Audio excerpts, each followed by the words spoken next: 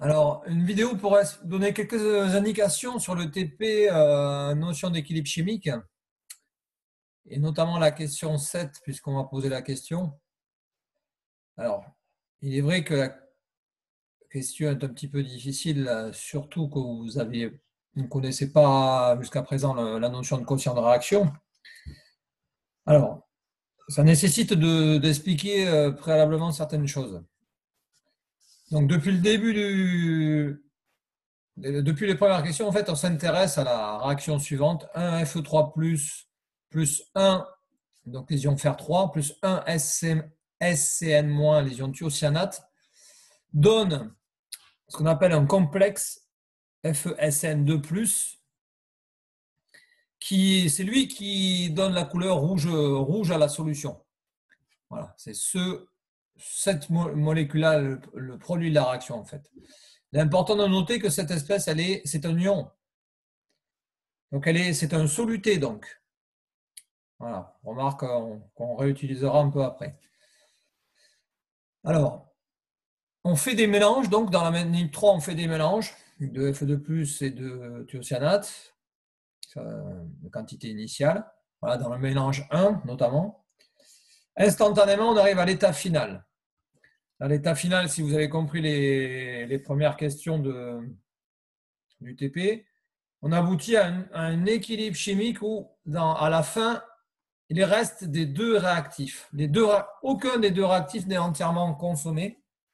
C'est pour ça que la réaction, elle est non totale. Voilà. Donc, en fait, la notion de Xmax est remplacée par la notion de Xf. Donc, les deux sont différentes de zéro dans l'état final. À partir de là, on rajoute une certaine masse de solide. Cette masse de solide, elle contient des ions fer. Une certaine quantité de matière d'ion fer 3, que j'appelle NFe, qui se rajoute à la quantité finale précédente. Voilà. Donc, dans un premier temps, vous avez compris quand dans un tableau d'avancement, on raisonnait en mol, en quantité de matière. On ne peut raisonner qu'en mol, puisque l'équation Milan traduit des réactions entre entités chimiques, c'est-à-dire entre nombre de moles. Une mole de Fe3+, réagit avec une mole de thiocyanate pour former une mole de complexe FeSN2+.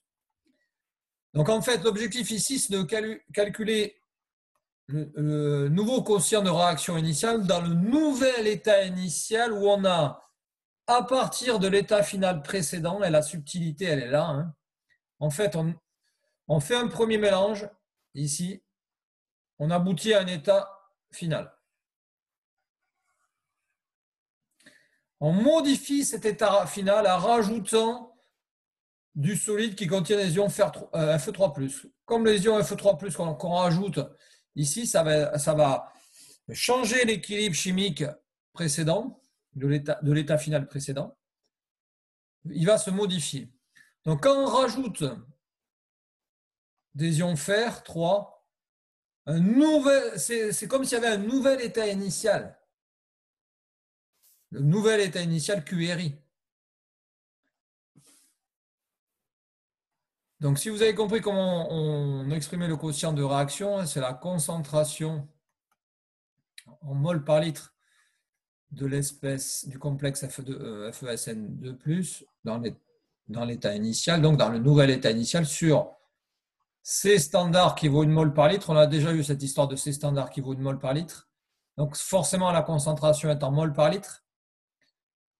Diviser la concentration de Fe2+, dans l'état initial, puisqu'on cherche le quotient de réaction à l'état initial, sur C standard, qui vaut une mol par litre, fois la concentration de SN- initiale sur C standard.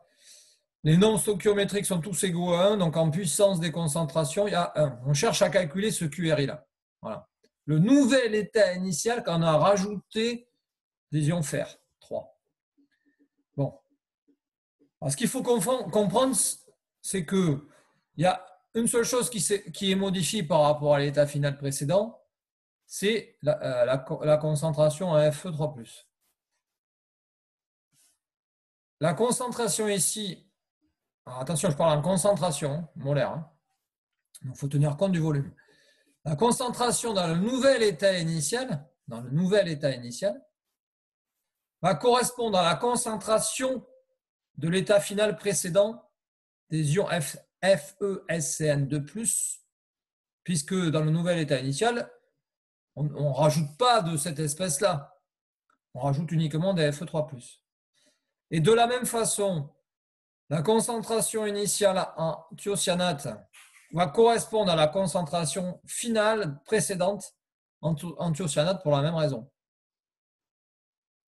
Donc, ces deux grandeurs que je viens d'entourer en rouge ici, on les connaît de l'état final précédent. Par contre, la quantité initiale en Fe3+, il faut tenir compte, ça va être en tenant compte de la quantité finale précédente en Fe3+, plus la quantité de Fe3+, que je rajoute par l'ajout du solide et du volume total de la solution.